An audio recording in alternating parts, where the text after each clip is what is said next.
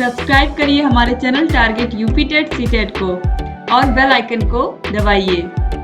Hello दोस्तों, मैं आनंद स्वागत करता हूं आप सभी का आपके अपने channel target UP TET CTET में। दोस्तों, जैसा कि लगातार हम प्रैक्टिस कर रहे हैं आपके टीचिंग एग्जाम्स के गणित विषय का, और इसमें आज फिर इसी तरीके से हम शाम 7 बजे प्रैक्टिस कर रहे हैं और बहुत ही महत्वपूर्ण प्रश्नों को यहाँ पे हम देखते हैं जो आपकी परीक्षाओं में पूछे गए हैं और दोबारा पूछे जा सकते हैं इन्हीं कॉन्सेप्ट पे प्रश्न। ठीक है, तो चलिए स्टार्ट करते हैं। स्टार्ट करने से पहले आप सभी दोस्तों को शेयर कर दीजिए ताकि सभी लोग जुड़ जाएं और सभी लोग इस क्लास का लाभ उठा पाएं। तो चलिए स्टार्ट करते हैं। देखिए, प्रश्न संख्या 1 है, दो संख्याओं का योगफल तथा गुणनफल क्रमशः 11 और 18 है, तब इन संख्याओं के व्युत्क्रमों का योग है।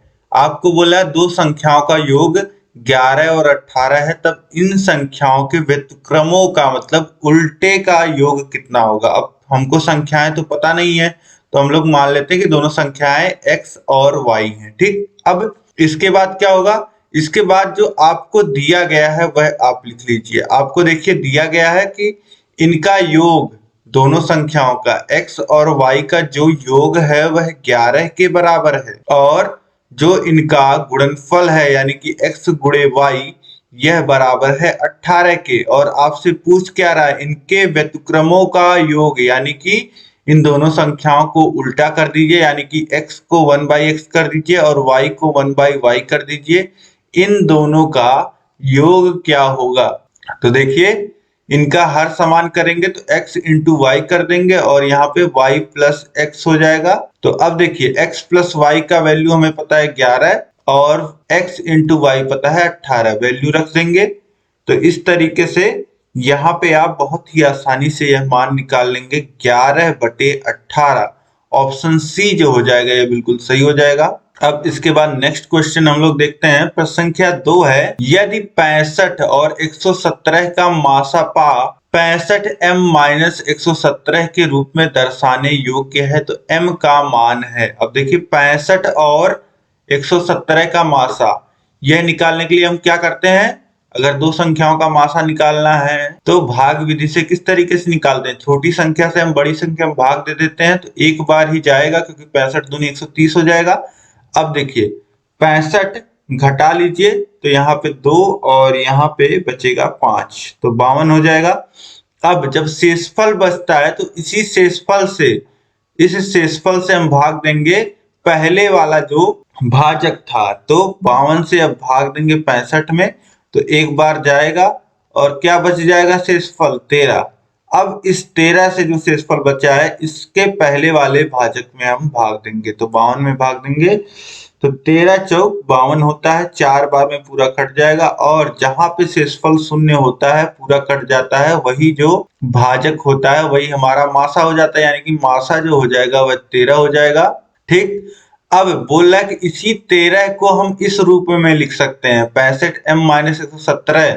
ठीक है, क्योंकि मासा को ही बोला है इस रूप में लिख सकते हैं, तो यहां से हम क्या लिख सकते हैं, 65m-117 बराबर 13, और 65m बराबर -117 उधर जाएगा, 13 में जुड़ेगा तो कितना हो जाएगा 130, और m बराबर 130/65 हो जाएगा। 65 उधर गुणे में था, इधर आएगा भाग में हो जाएगा, और 2 बार में पूरा कट जाएगा। m की जो वैल्यू निकल के आ जाएगी वह कितनी आ जाएगी, 2। m की जो वैल्यू हो जाएगी इस तरीके से 2। ऑप्शन बी जो हो जाएगा ये बिल्कुल सही हो जाएगा।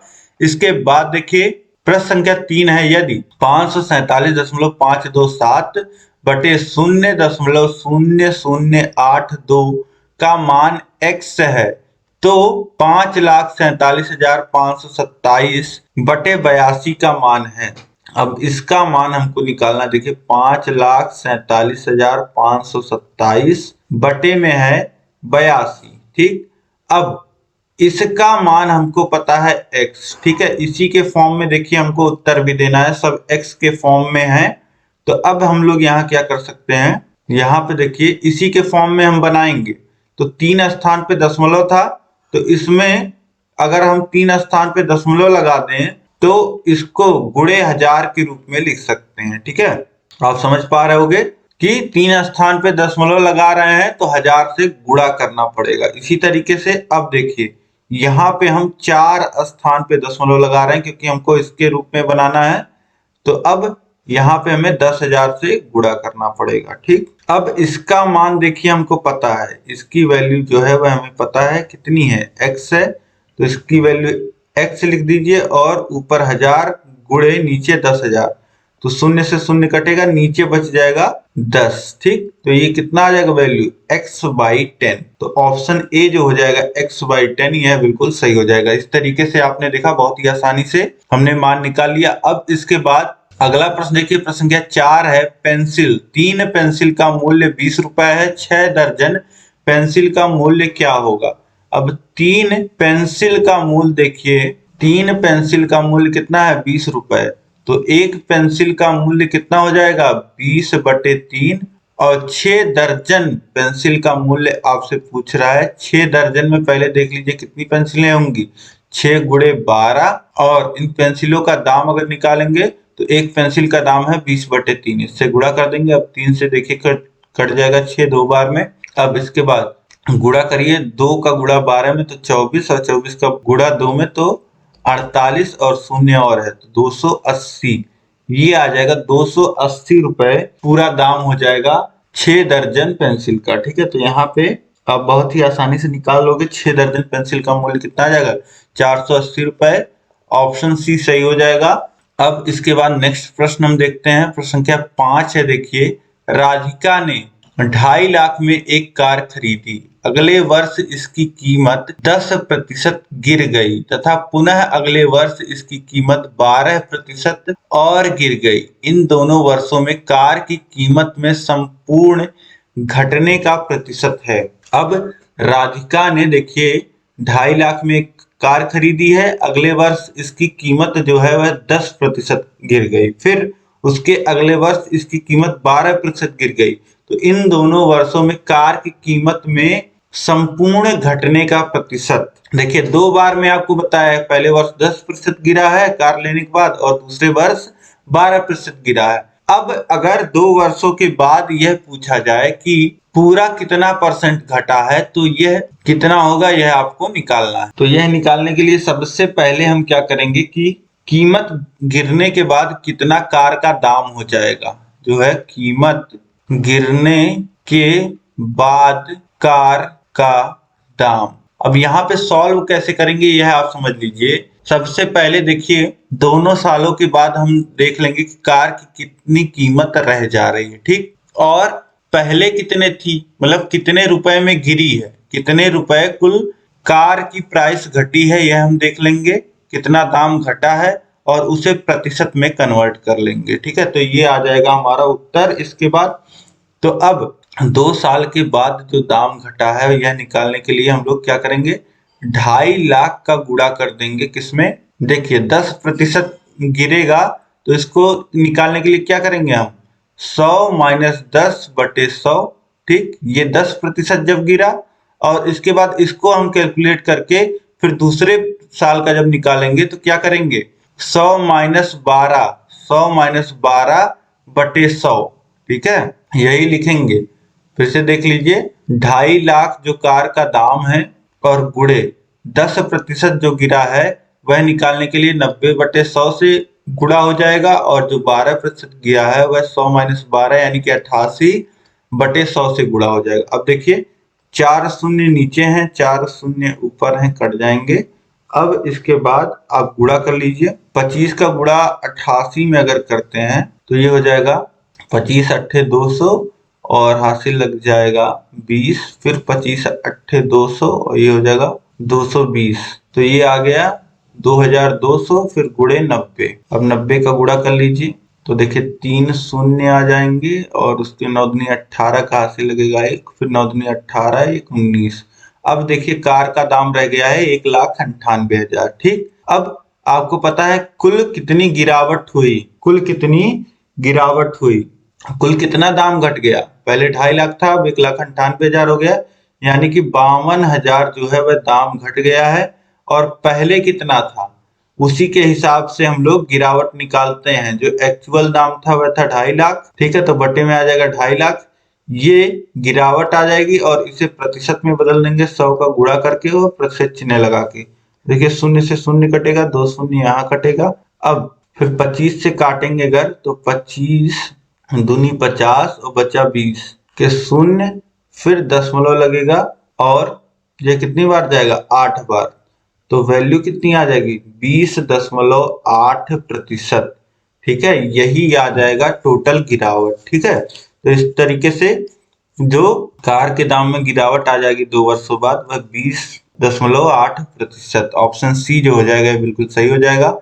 इसके बाद देखते हैं हम लोग प्रश्न संख्या 6 है, जब ताजा मछलियों को सुखाया जाता है तो उनका भार 1/3 रह जाता है। सावी ने 2709 किलोग्राम ताजा मछली 27 रुपए प्रति किलो की दर से खरीदी और उन्हें सुखाने के पश्चात 97.5 प्रति किलोग्राम के दर पे बेच दी, उसे कुल लाभ हुआ। अब देखिए यहाँ पे साबी ने कुछ मछलियां खरीदी हैं। कितनी मछलियां खरीदी हैं 2709 किलोग्राम और उसे खरीदा है 27 रुपए प्रति किलो के दर से। फिर क्यों खरीदा है, मछलियां सुखा करके बेचने के लिए ताकि उसको कुछ लाभ हो। देखिए 3 किलो मछली अगर वह सुखाती तो 1 किलो मछली उसको मिलता है। ठीक है, क्योंकि यहाँ पहले ही बोला गया है कि अगर मछली को सुखाया जाता है तो उनका भार 1/3 रह जाता है। ठीक है, 1/3 रह जाता है मतलब 1 किलो मछली सुखाने के बाद 1/3 किलो मछली मिलती है, या इसी को समझ सकते हैं आप 3 किलो मछली सुखाने के बाद 1 किलो सूखी मछली बचती है।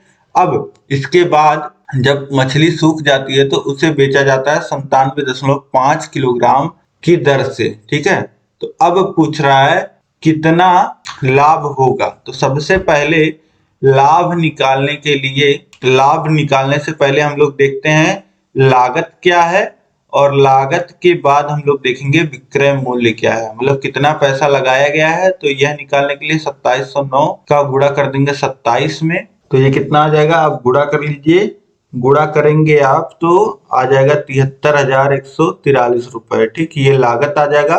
फिर उसके बाद विक्रय मूल्य आप निकालेंगे, कितना दाम मिलेगा मछली सुखाकर बेचने में। तो देखिए मछली थी 2709 किलोग्राम और सुखाने के बाद 1/3 रह जा रही, यानी कि 3 से आप भाग कर देंगे या 1/3 से गुणा कर देंगे, एक ही बात है। फिर उसके बाद इसको 97.5 रुपए प्रति किलो के दर से बेचा जा रहा है। ठीक है, अब इसको आप कैलकुलेट करेंगे तो ये आएगा 88,042.5। ठीक, अब इनका अंतर जो है वह लाभ होगा। लाभ बराबर हो जाएगा विक्रय मूल्य माइनस लागत। तो विक्रय मूल्य कितना है 88,042.5 और लागत कितना है 73,143। अब घटा लेंगे तो आपको मिल जाएगा 14,899.5। ये वैल्यू मिल जाएगी, आप कैलकुलेट करके देखिए यही आ रहा होगा। तो इस तरीके से यहाँ पे ऑप्शन ए जो हो जाएगा यह सही हो जाएगा। अब इसके बाद देखिए नेक्स्ट क्वेश्चन है प्रश्न संख्या 7, 500 रुपए का 6 महीने का 8% की छमाही दर से ब्याज होगा। अब देखिए 500 रुपए का 6 महीने का 8% के दर से छमाही ब्याज पूछा जा रहा है। छमाही ब्याज मतलब जो ब्याज है हर 6 महीने पे लगेगा। ठीक है, छमाही का मतलब यही हो गया। ठीक है, तो अब देखिए आपको पता होता है सिंपल इंटरेस्ट, यहाँ पे साधारण ब्याज लग रहा है। सिंपल इंटरेस्ट का जो फॉर्मूला होता है वो होता है PRT/100, जहाँ पे P है मूलधन और R रेट है और T क्या है टाइम है। ठीक, तो इस तरीके से अब देखिए P प्रिंसिपल हमको पता है 500 रुपए का है, 500 रुपए पे हमको निकालना है। रेट जो है वह हमको पता है, रेट दर क्या है, दर 8% की है और टाइम 6 महीने का है और छमाही ब्याज भी लिया जा रहा है। ठीक है, छमाही ब्याज भी लिया जा रहा है। तो कितनी छमाहियां हैं यहाँ पे, एक छमाही है, तो इसलिए हम लोग क्या लिखेंगे समय 1 लिखेंगे। यह आप समझ लीजिएगा 6 महीने का ब्याज हमको निकालना है और ब्याज जो है वह छमाही देय है। तो अगर यहीं पे अगर 12 महीने होते तो उसमें कितनी छमाही होती, 2 छमाही होती, तो टाइम 2 लिखा जाता है। इसी तरीके से 18 महीने होते तो 3 छमाही होती, तो यहाँ पे एक ही छमाही है तो टी जो होगा वह 1 होगा। अब यही इसी को कैलकुलेट कर लेना है। तो देखिए प्रिंसिपल है 500, रेट है 8 और टाइम है 1/100।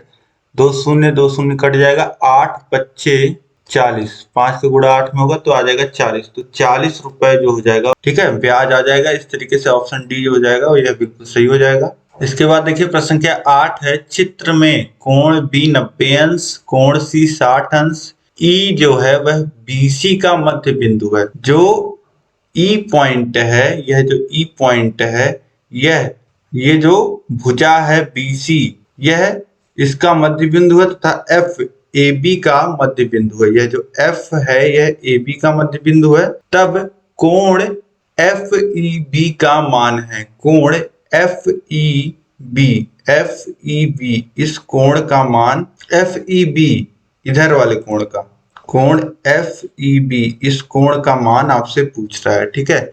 अब यहाँ पे ध्यान से देखिए तो आपको सबसे पहले नजर आ रहा होगा एक बड़ा त्रिभुज ए बी सी। ये जो बड़ा वाला त्रिभुज है, त्रिभुज ए बी सी, यह आपको नजर आ रहा है। और इसमें बता दिया गया है कि यह जो एफ है यह मध्य बिंदु है ए बी भुजा की, और ई जो है वह बी सी भुजा का मध्य बिंदु है।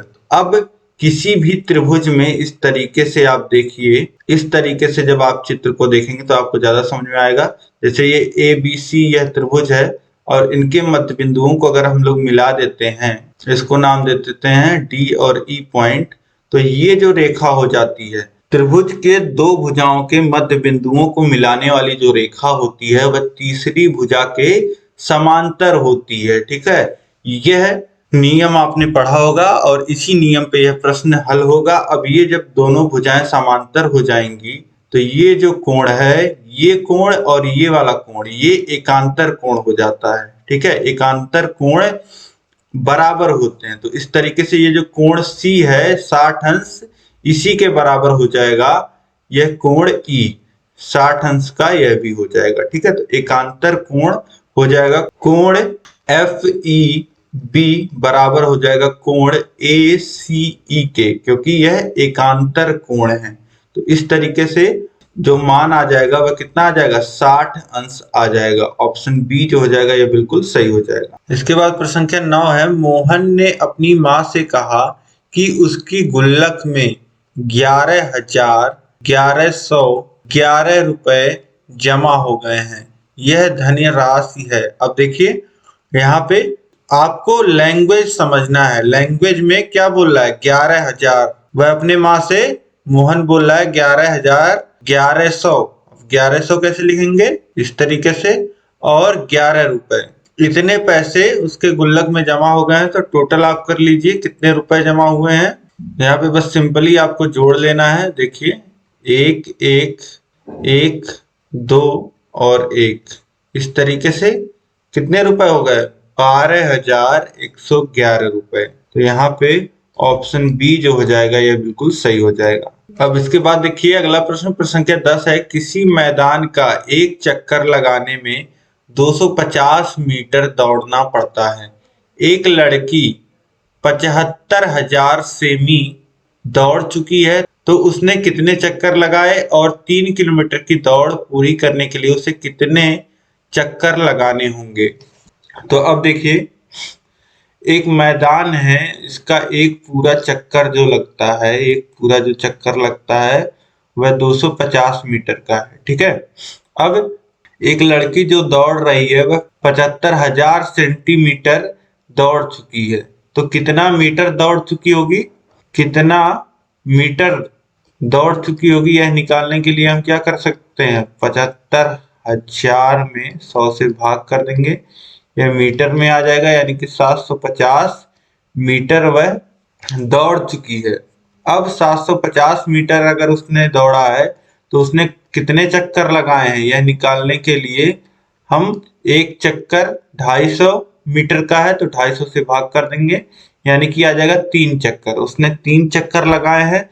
फिर उसके बाद पूछ रहा है कि 3 किलोमीटर की दौड़ पूरी करने के लिए उसे कितने चक्कर लगाने होंगे। तो देखिए 3 किलोमीटर मतलब 3000 मीटर, 3000 मीटर, और चक्कर, एक चक्कर में कितना पूरा हो रहा है, 250 मीटर, तो 25 से काटिए 1 और बचेगा 5 और 2, 12 चक्कर में 3 किलोमीटर पूरे होंगे और 3 चक्कर वह पहले लगा चुकी है, 3 चक्कर वह पहले लगा चुकी है, 12 में से 3 घटा देंगे तो 9। तो 3 चक्कर उसने लगा लिए हैं और 9 चक्कर और लगाएगी तो उसका जो 3 किलोमीटर का दौड़ है वह पूरा हो जाएगा। तो यहाँ पे ऑप्शन ए जो हो जाएगा ये बिल्कुल सही हो जाएगा।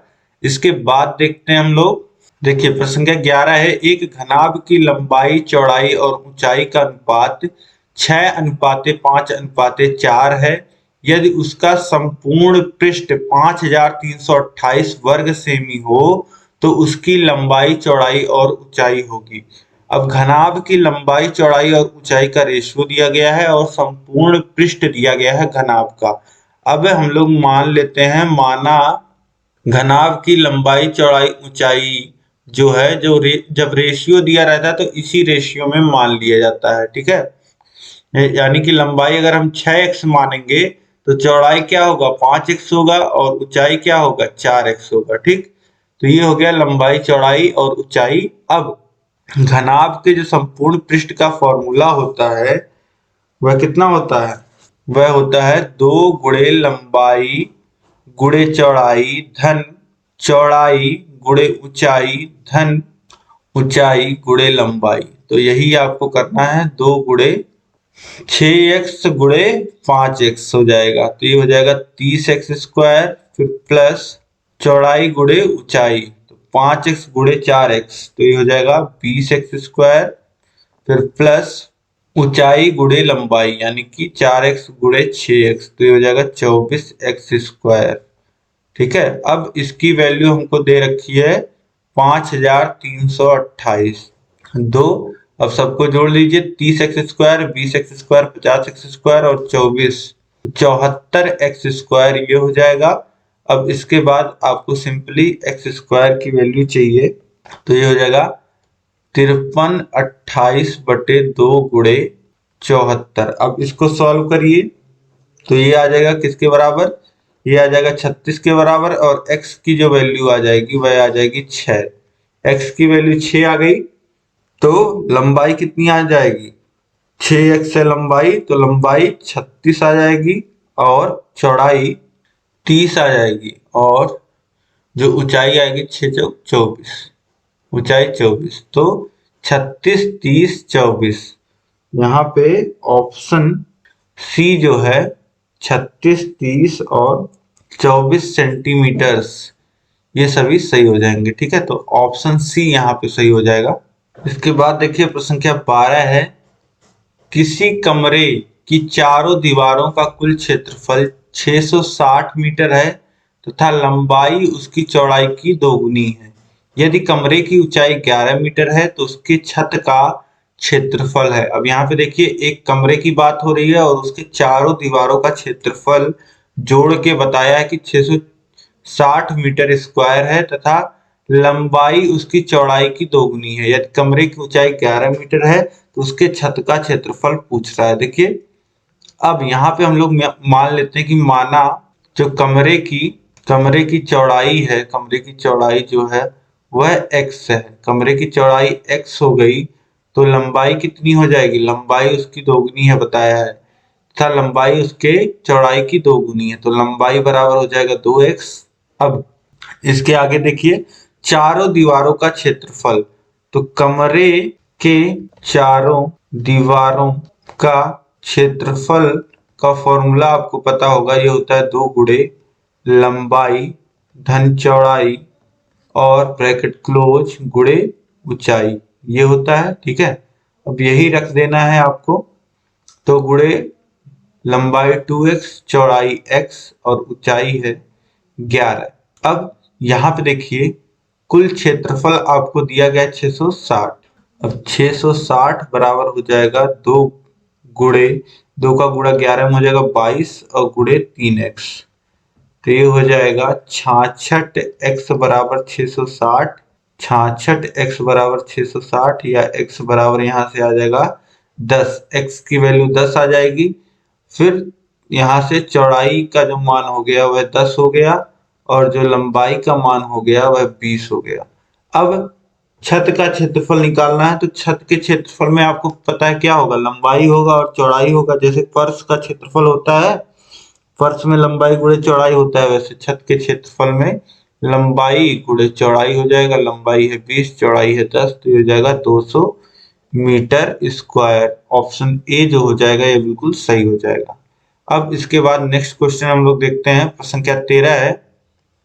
एक रेलगाड़ी हैदराबाद से शुक्रवार को समय 13:15 पे चली और शनिवार को बेंगलुरु समय 7:30 पे पहुंची। यात्रा में समय लगा था। अब देखिए कितने घंटे लगे यह आपसे पूछ रहा है। एक रेलगाड़ी जो है वह हैदराबाद से शुक्रवार को निकली है और 13:15 पे वह निकली है और शनिवार को वह पहुंच रही है 7:30 पे। तो इसका समय कितना घंटा ट्रेन ली है यह निकालने के लिए सबसे आसान मेथड क्या है? सबसे आसान मेथड देखिए, अगर हम शुक्रवार दिन की बात करें, शुक्रवार दिन की बात करें तो किसी भी दिन में होते हैं 24 घंटे।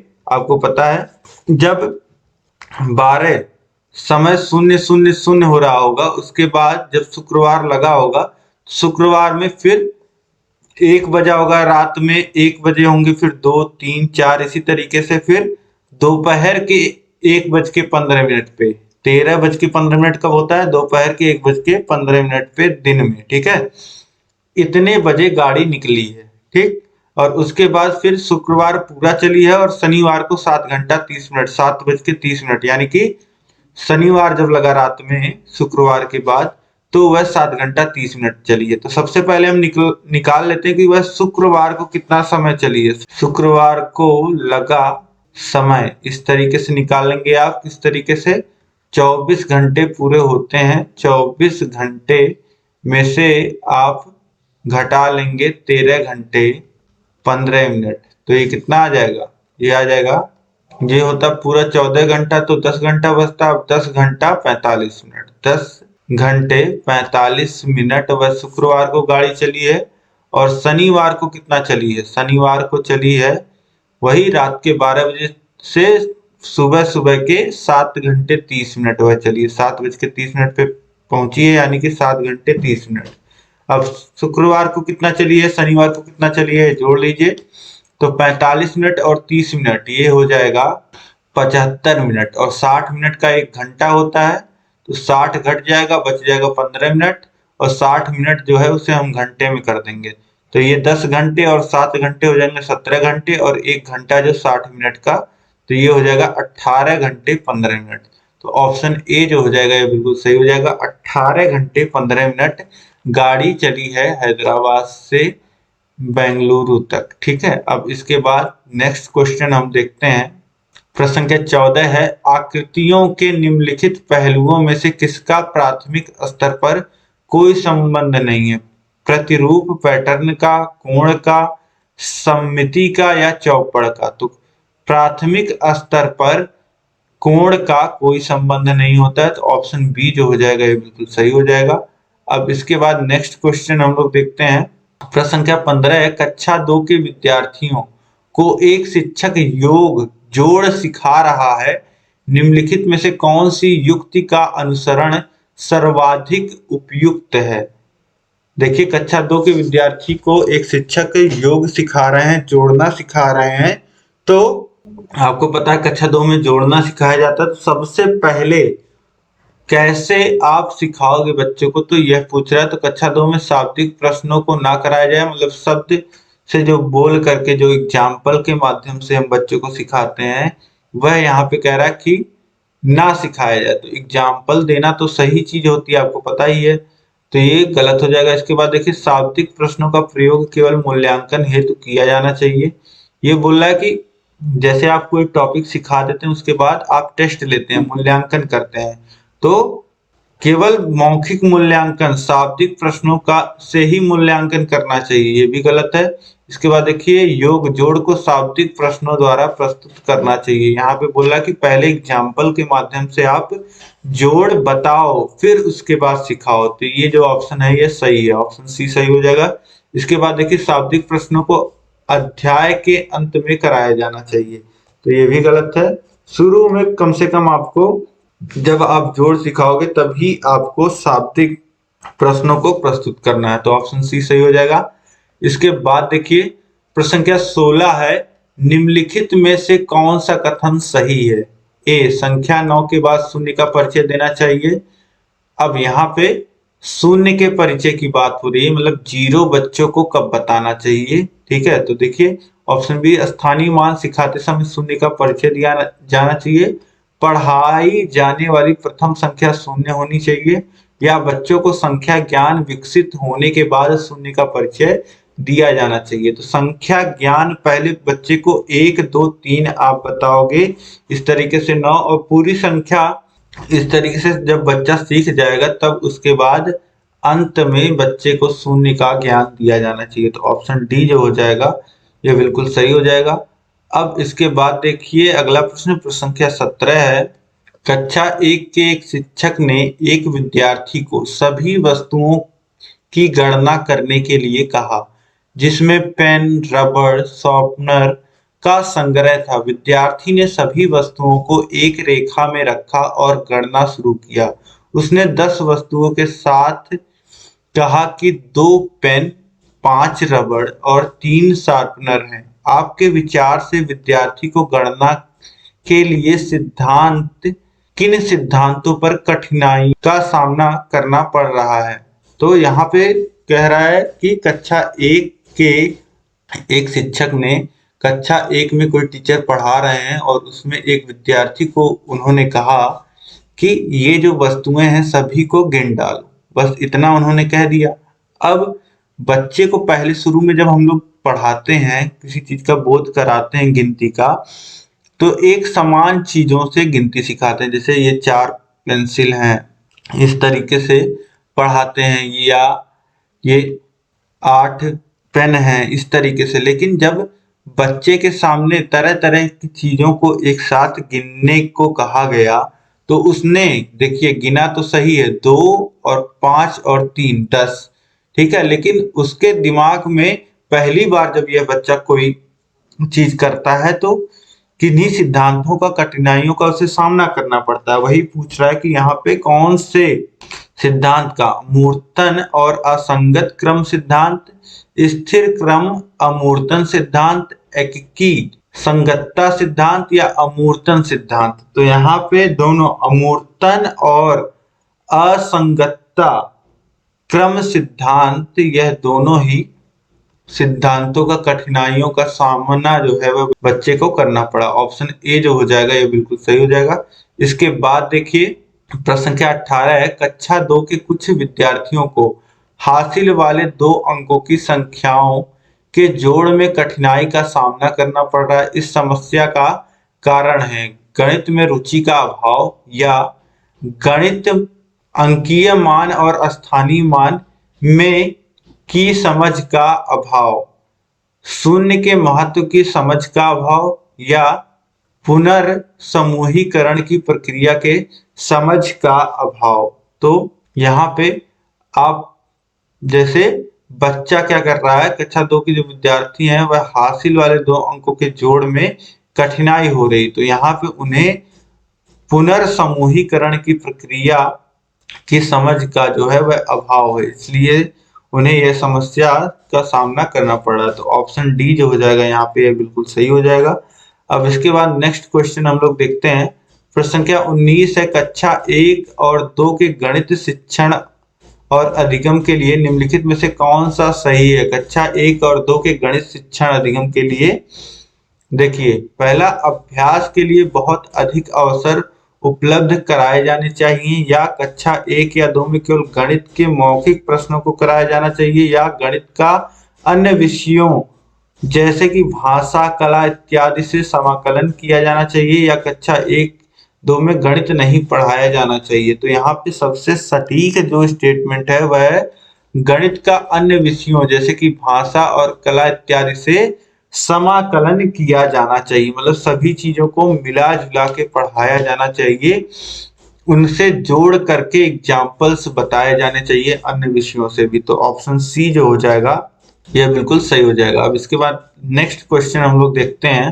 प्रश्न संख्या 20 है, कक्षा 4 के विद्यार्थियों को समझाने के लिए 1/10 और 1/100 से बड़ा है। 1/10 1/100 से बड़ा है। निम्नलिखित में से कौन सी शिक्षण अधिगम सामग्री TLM सर्वाधिक उपयुक्त है? अब देखिए 1/10 है और 1/100 है। अब शुरू में जब बच्चा सीख रहा होता है तो उसको पता होता है कि जो 100 है वह बड़ा है 10 से, ठीक है। तो उसे ये भी लग सकता है कि 1/100 भी बड़ा होगा, ठीक है। ये जाहिर सी बात है, लेकिन यह 1/10 से बड़ा है 1/100 से, यह समझने के लिए बच्चे को किस TLM के द्वारा आप बहुत ही आसानी से समझा सकते हैं। तो ये होता है संख्या चार्ट। संख्या चार्ट पे आप बच्चे को दिखा सकते हैं कि हाँ, वहां पे बच्चा जो है वह देख के समझ जाएगा कि हाँ 1/10 जो है वह 1/100 से बड़ा है। चार्ट पे जो है ना वो भिन्न के रूप में दिखाया रहता है कि हाँ कौन सी संख्या किससे बड़ी है, तो वहां पे बच्चा आसानी से समझ जाएगा TLM की मदद से। तो इस तरीके से यहाँ पे जितने भी प्रश्न थे 20 प्रश्नों को आपने देख लिया। उम्मीद है कि सभी प्रश्न दोस्तों आपको समझ में आए होंगे, और सभी प्रश्न समझ में आ गए हैं आप तो जरूर कमेंट करके बताइए और वीडियो को लाइक करिए, और अपने दोस्तों में अधिक से अधिक आपको इस वीडियो को शेयर करना है। कम से कम 5 मित्रों में जो आपके सबसे खास मित्र हैं उनको इस वीडियो को जरूर शेयर करिएगा, और सभी ग्रुपों में आप जहां तक शेयर कर पाए ज्यादा से ज्यादा शेयर करने का प्रयास करिएगा। और अभी तक अगर आपने चैनल को सब्सक्राइब नहीं किया है तो चैनल को सब्सक्राइब कर लीजिए। उसके बगल बेल आइकन होगा, उस पर ऑल सेलेक्ट कर लीजिए ताकि सभी नोटिफिकेशन जब भी क्लास में आपकी लेता हूँ रोज शाम को 7 बजे तो आपको नोटिफिकेशंस मिल पाए, ठीक है। इसी तरीके से 8 बजे भी डेली क्लास होती है आपकी। तो उम्मीद है दोस्तों कि आप सभी प्रश्नों को समझ पा रहे होंगे और आपकी तैयारी बेहतर चल रही होगी। कितने क्वेश्चन आपके सही हो रहे हैं आप मुझे कमेंट करके जरूर बताइएगा। मिलते हैं हम लोग नेक्स्ट क्लास में। तब तक के लिए बहुत बहुत धन्यवाद इस वीडियो में अंत तक बने रहने के लिए। जय हिंद।